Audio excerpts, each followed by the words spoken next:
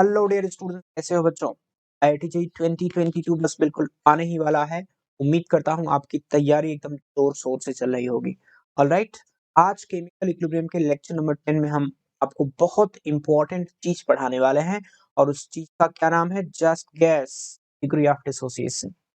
Degree of dissociation क्या होता है, इसको हम किस प्रकार से न्यूमेरिकल सॉल्व करने में यूटिलाइज करते हैं, ये सारी बातें मैं आपको बताने वाला हूँ। और डिग्री ऑफ डिसोसिएशन का वेपर डेंसिटी, इक्विलिब्रियम की वेपर डेंसिटी में किस प्रकार से कनेक्शन होता है, ये सारी बात करेंगे और प्रॉब्लम्स भी करेंगे। चलिए सबसे पहले हम बात करते हैं डिग्री ऑफ डिसोसिएशन की डेफिनेशन की। It is equal to the fraction of reactant dissociated. क्योंकि हम यहाँ पे इस चैप्टर में इक्विलिब्रियम के ऊपर सारा डिस्कशन करते हैं, तो इक्विलिब्रियम तक पहुंचने में कितना फ्रैक्शन किसी भी रिएक्टेंट का डिसोसिएट हो जाता है, वो होता है डिग्री ऑफ डिसोसिएशन। यानी अगर हम इसका फार्मूला लिखें, जनरली हम इसको अल्फा से डिनोट करते हैं। Degree of dissociation alpha is equal to dissociated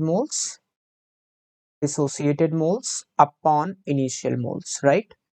initial moles, अगर मैं इनिशियल मोल को ए मान लेता हूं, डिसोसिएटेड मोल को x मान लेता हूं, तो x is always going to be a into alpha.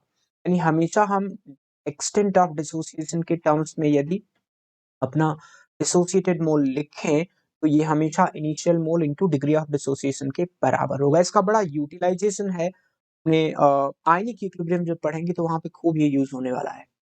Alright guys, अगर हम फैक्टर्स की बात करते हैं बच्चों, तो इन जनरल क्योंकि हम केमिकल इक्विलिब्रियम के टर्म्स में जब बात करते हैं तो गैस का डिसोसिएशन की बात करेंगे। जब आयनिक इक्विलिब्रियम में बात करेंगे तो फिर वहां एक डाइल्यूशन फैक्टर भी आ जाता है।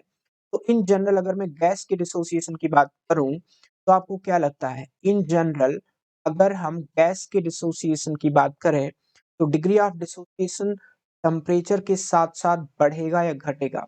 In general degree of dissociation of a gas increases with temperature। जानते हैं क्यों increases with temperature? because ज्यादातर reaction, because most of gas decomposition reactions are endothermic। decomposition reactions are endothermic, right। और आपको पता है एंडोथर्मिक रिएक्शन में यदि हम टेम्परेचर बढ़ाएं तो इक्विलिब्रियम फॉरवर्ड शिफ्ट हो जाता है, इसका मतलब डिग्री ऑफ डिसोसिएशन बढ़ जाएगा। ऑलराइट, तो इन जनरल एंडोथर्मिक होता है। हालांकि रिएक्शंस ऐसी भी हैं जिनका डिसोसिएशन एक्सोथर्मिक होता है, जैसे नाइट्रिक ऑक्साइड का डिसोसिएशन है। NO का डिसोसिएशन कराते हैं N2+O2 में, तो वो एक एक्सोथर्मिक रिएक्शन होती है और वहां पे यदि आप टेम्परेचर बढ़ाओगे तो डिग्री ऑफ डिसोसिएशन घट। In case of ionic equilibrium for electrolytes या फॉर वीक इलेक्ट्रोलाइट्स, जब हम आयनिक पढ़ेंगे तो वहां भी बात करेंगे। For weak electrolytes degree of dissociation increases with dilution. हम लोग वही बात करेंगे क्यों ऐसा होता है, इंक्रीजेस विद डाइल्यूशन। और वहां भी ली चार्टियर प्रिंसिपल का बड़ा खूबसूरत एप्लीकेशन होता है। ऑलराइट बच्चा लोग, तो ये एक सिंपल सा एक्सप्रेशन है जहां पे हम लोग डिग्री ऑफ डिसोसिएशन या डिसोसिएटेड एक्सटेंट को हम लोग इनिशियल मोल से कनेक्ट कर पाते हैं। जैसे कभी अगर हमको केपी निकालना हो, KP in terms of degree of dissociation लिखना हो, मान लीजिए आपके पास कोई रिएक्शन है N2O4 gas changing into 2NO2 gas. अगर मुझे यहाँ पे डिसोसिएशन का एक्सटेंट यूज करके केपी लिखना है तो कैसे लिखेंगे? जैसे मान लो इनिशियल मोल ए है at T is equal to 0, जब इक्विलिब्रियम आ जाएगा तो यहाँ से ए अल्फा मोल निकल जाएंगे और ये 2A अल्फा बनेगा, राइट। यहाँ पे अगर मैं टोटल मोल एट इक्विलिब्रियम निकाल लूं, टोटल मोल एट इक्विलिब्रियम कितना आ जाएगा बच्चों? A minus A alpha plus 2A alpha, तो ये हो जाएगा A plus a alpha. Alright, A 1 plus alpha. Clear. अब जब हम Kp लिखते हैं तो हमारा एक्सप्रेशन कैसे आता है? Kp को हम लोग पार्शियल प्रेशर के टर्म्स में लिखते हैं। क्या मैं पार्शियल प्रेशर ऑफ N2O4 को लिख सकता हूँ mole fraction of N2O4 into total pressure? Mole fraction of N2O4 कितना हो जाएगा? A 1 माइनस अल्फा, ये 1 माइनस अल्फा हो जाएगा, 1 minus alpha divided by A 1 plus alpha into p, ये आपका आ जाएगा 1 minus alpha upon 1 plus alpha into P. And partial pressure of NO2 कितना हो जाएगा? 2A अल्फा, इसके mole upon moles total A into 1 plus alpha. अब देखिए कितनी अच्छी बात है, कि ए कैंसिल हो रहा है, यानी जब हम अल्फा के टर्म्स में केपी को लिखना चाहते हैं ना, तो बेटर है आप 1 मोल मान लो। क्यों ए में हम फंसते हैं? तो ये हो जाएगा आपका alpha other 2 alpha upon 1 plus alpha. अब अगर मुझे केपी लिखना हो, जो कि होता है P of NO2 square divided by P of N2O4। तो NO2 स्क्वायर का मतलब हुआ 2 alpha upon 1 plus alpha into P और आ जाएगा यहाँ पे, इंटू पी का whole square divided by P of N2O4 जो कि 1 minus alpha upon 1 plus alpha into P है। ठीक है, अब इसको सिंप्लीफाई करके हम लोग केपी निकाल सकते हैं। तो जब भी आपको केपी लिखना हो ना, एक छोटी सी बात हमने आपको बताई, जब भी आपको केपी लिखना हो इन टर्म्स ऑफ अल्फा, तो बेटर होगा कि आप इस ए को ना 1 मान लो। इससे कोई फर्क नहीं पड़ने वाला है, क्योंकि फाइनली इनिशियल मोल कट जाएंगे। ऑलराइट गाइस, तो चलिए एक छोटा सा क्वेश्चन हो जाए इस पे। मान लीजिए हमारे पास एक छोटा सा क्वेश्चन है जिसमें हमें अल्फा को पी पे डिपेंड कैसे करता है वो देखना है। If degree of dissociation of PCl5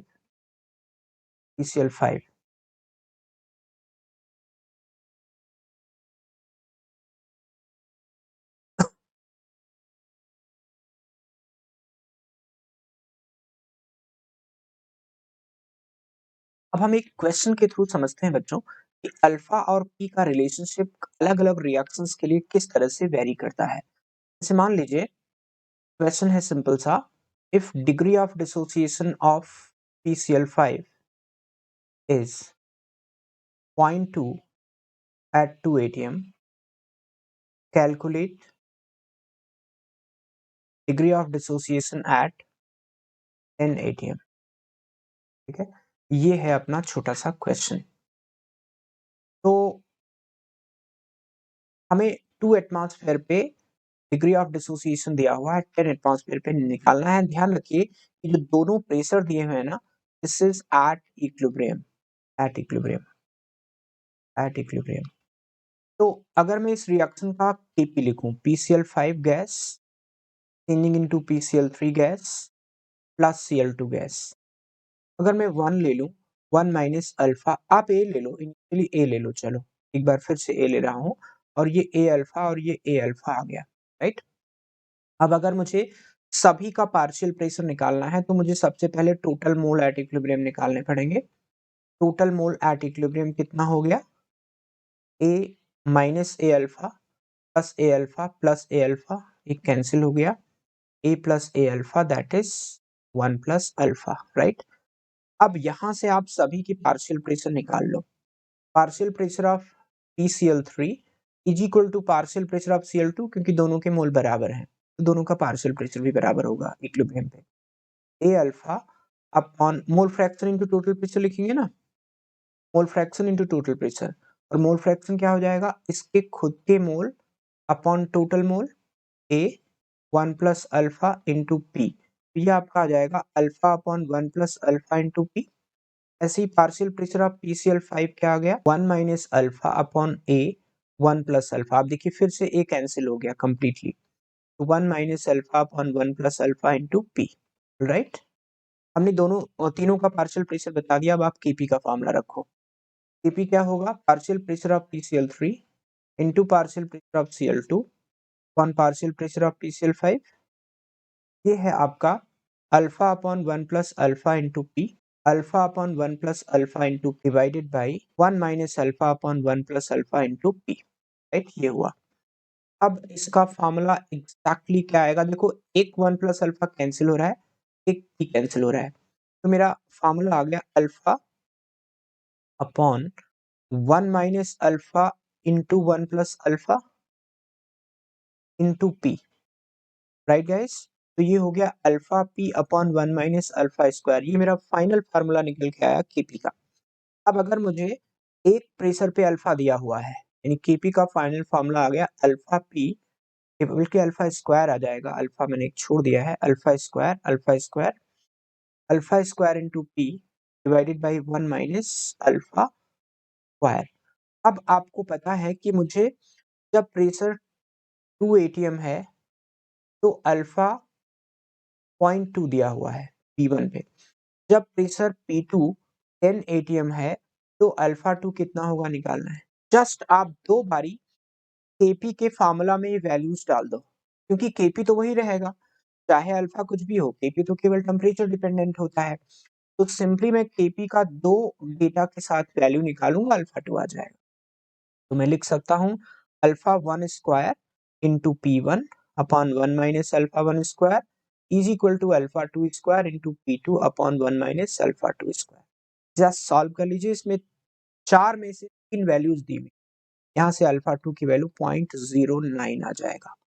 alright guys, और वैसे भी प्रेशर बढ़ाया है मैंने, 10 किया है, तो इक्विलिब्रियम बैकवर्ड शिफ्ट होगा। Can you guess? यहाँ पे कम मोल है, इक्विलिब्रियम बैकवर्ड शिफ्ट होने से हमेशा अल्फा की वैल्यू कम होती है ना, अल्फा की value 0.09। Alright guys, this was a beautiful question to understand कि अगर आपको एक इक्विलिब्रियम प्रेशर पे अल्फा दिया हो, दूसरे पे निकालना हो तो कैसे निकालेंगे।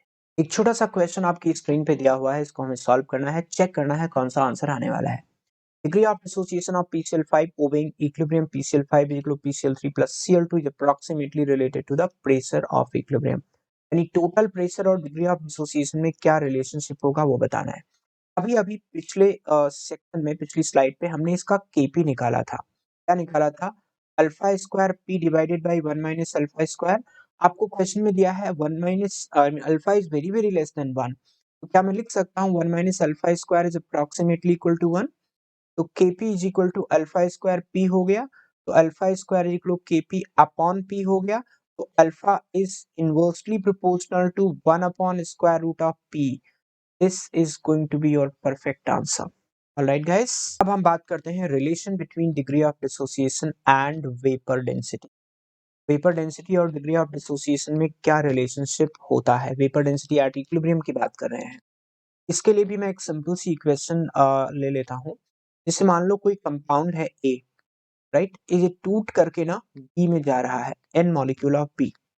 इसको मैं गैस ले लिया, इसको मैं गैस ले लिया। राइट साइड वाला गैस नहीं होगा तो फिर वेपर डेंसिटी इक्विलिब्रियम पे निकालने में मजा नहीं आएगा, क्योंकि गैसियस मिक्सचर होना चाहिए। ऑलराइट, अब अगर मैं initial mole T is equal to 0 पे, यानी इनिशियल मोल ए ले लिया, और at equilibrium A minus A alpha, ये एन ए अल्फा आ गया। अब आप टोटल मोल एट इक्विलिब्रियम लिखोगे, टोटल मोल एट इक्विलिब्रियम लिखोगे ए माइनस ए अल्फा, ये आपका हो जाएगा A plus N minus 1 into A alpha.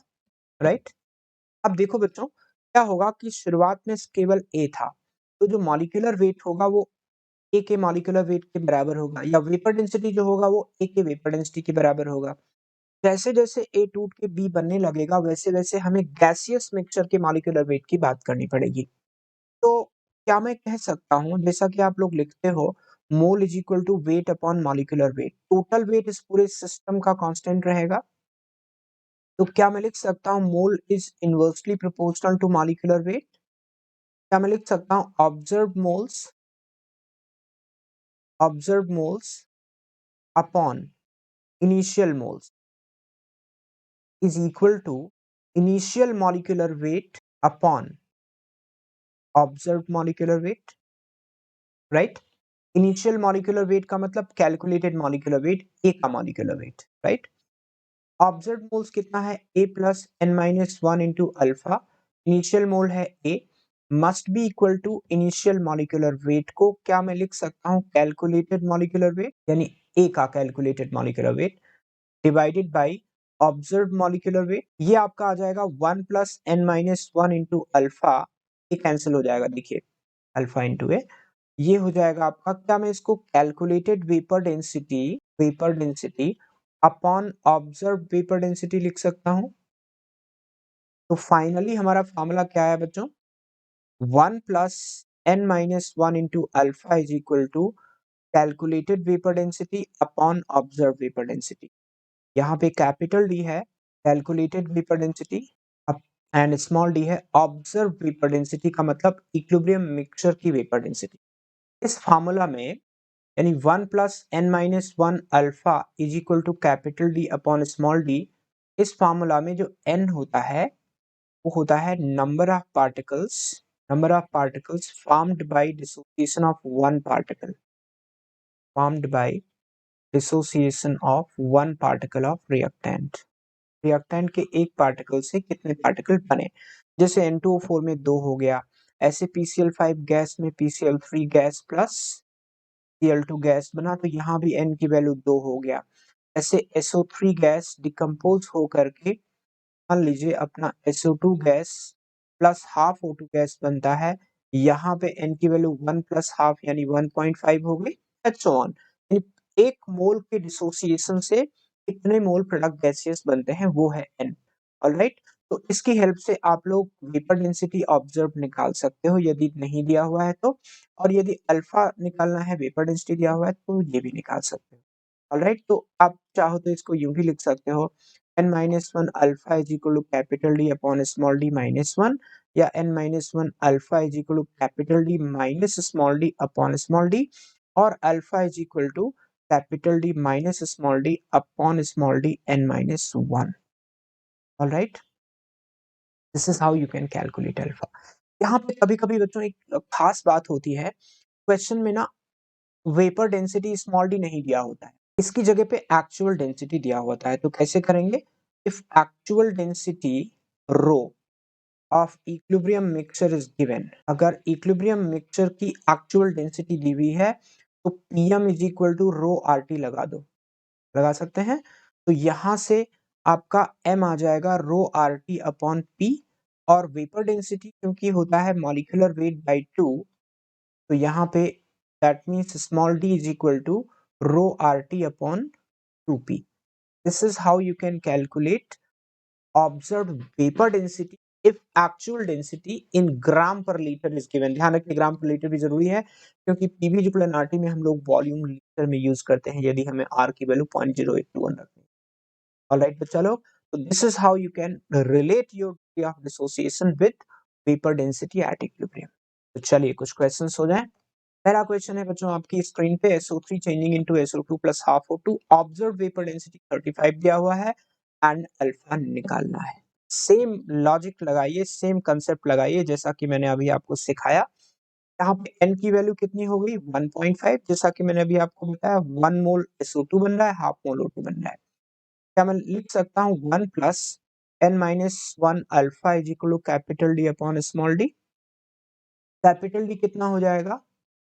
Capital D हो जाएगा कैलकुलेटेड वेपर डेंसिटी जो कि मॉलिक्यूलर वेट बाई 2 80/2 यानी कि 40, और n की वैल्यू 1.5 है, तो 1 plus 1.5 minus 1 alpha is equal to capital D upon small D. Small D आपको क्वेश्चन में गिवन है 35, राइट? तो 1 plus 0.5 alpha is equal to 40 upon 35। यहां से आप अल्फा निकाल लीजिए बच्चों, ये आ जाएगा आपका 0.28।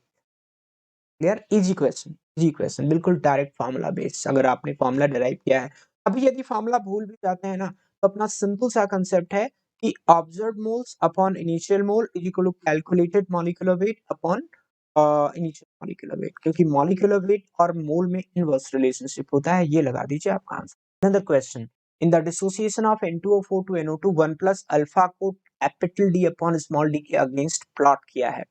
बच्चों N2O4 को अगर मैं डिसोसिएट करता हूं तो मुझे 2NO2 मिलता है, राइट?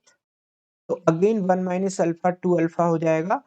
तो अगर आप इसका फार्मूला लिखेंगे, n की वैल्यू यहाँ पे 2 है, तो क्या मैं डायरेक्टली लिख सकता हूँ 1 plus 2 minus 1 alpha is equal to capital D upon small d। n की वैल्यू 2 है, यहाँ से 1 plus alpha is equal to capital D upon small d। अब 1 प्लस अल्फा को यदि आप capital D upon small d के अगेंस्ट प्लॉट करेंगे, यानी एक प्रकार का y is equal to mx curve हो गया, तो part 1 is going to be the correct one. 1 plus alpha और capital D upon small d में इंटरसेप्ट नहीं बनेगा। Okay guys, next question, in the above question alpha varies with E upon D, यानी कि अगर अल्फा का variation check करना है, आपको 1 plus alpha is equal to capital D upon small d रखा, तो alpha is equal to capital D upon small d minus 1, तो y is equal to m x plus c से compare करोगे तो intercept negative हो जाएगा बच्चों। और अगर इंटरसेप्ट नेगेटिव हो जाएगा तो क्या आंसर आपका आएगा? वन अल्फा को capital D upon small D से यदि अपने को कंपेयर करना है, तो नेगेटिव इंटरसेप्ट तो यही बन रहा है सेकंड वाले ग्राफ में। Can you check? Negative intercept तो यही बन रहा है। ऑलराइट, स्लोप पॉजिटिव है, इंटरसेप्ट नेगेटिव है, तो this is going to be your correct answer. Okay, next question, At 727 degrees centigrade, 1.23 atmospheric pressure, total equilibrium pressure of SO3 associated into SO2 and O2 is given. Total pressure given है equilibrium पे, reaction आपको given है and actual density given है, आपको degree of dissociation निकालना है बच्चों। निकालेंगे अगेन द सेम फॉर्मूला लगाइए, बट हमने यहाँ पे बताया था यहाँ स्मॉल डी दिया नहीं है तो आपको निकालना पड़ेगा। तो अभी मैंने कहा था PM is equal to rho R T लगा सकते हैं, तो M is equal to rho R T upon P हो जाएगा। तो vapour density small D, observe vapour density is equal to m by 2 is equal to rho RT upon P into 2 लिख देंगे। रो आपको 0.9 दिया हुआ है, R 0.0821 या 1/12 भी ले सकते हैं, राइट। टेम्परेचर कितना दिया है 727 plus 273,000 divided by 2P 2 into 1.23। यहाँ से आपको स्मॉल डी पता चल जाएगा। SO3 के केस में कैपिटल डी कितना होता है बच्चों 80/2 यानी कि 40। अब आपको स्मॉल डी पता है, कैपिटल डी पता है, डिग्री ऑफ डिसोसिएशन निकाल लेंगे। तो alpha is equal to 1 plus 1.5 minus 1 alpha is equal to capital D upon small D. यहाँ से अल्फा निकाल लीजिए, आपका आंसर आ जाएगा। कभी कभी क्वेश्चन में अल्फा की जगह पे केपी पूछ लेते हैं, कर पाओगे?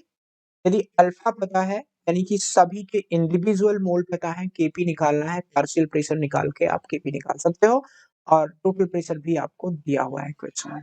ऑलराइट गाइस, इस क्वेश्चन का आंसर अल्फा जो है वो 2/3 आ जाता है, आप लोग निकाल के वेरीफाई कर लीजिए। ऑलराइट बच्चा लोग, तो इस छोटे से लेक्चर में हम लोगों ने बात किया डिग्री ऑफ डिसोसिएशन क्या होता है, कैसे निकालते हैं, डिग्री ऑफ डिसोसिएशन को वेपर डेंसिटी से कैसे कनेक्ट करते हैं। अगले लेक्चर में एक और बड़ी इंपॉर्टेंट चीज हम लोग पढ़ेंगे, तब तक इंतजार कीजिए। एक जरूरी इंफॉर्मेशन आप सभी के लिए, अनअकैडमी के 6 साल पूरा करने पर अनअकैडमी बहुत इंपॉर्टेंट और बहुत बढ़िया वाला ऑफर दे रहा है। अगर आप 1 साल का सब्सक्रिप्शन खरीदते हैं तो आपको 6 महीने का एक्सटेंडेड यानी 1.5 साल का सब्सक्रिप्शन मिलने वाला है।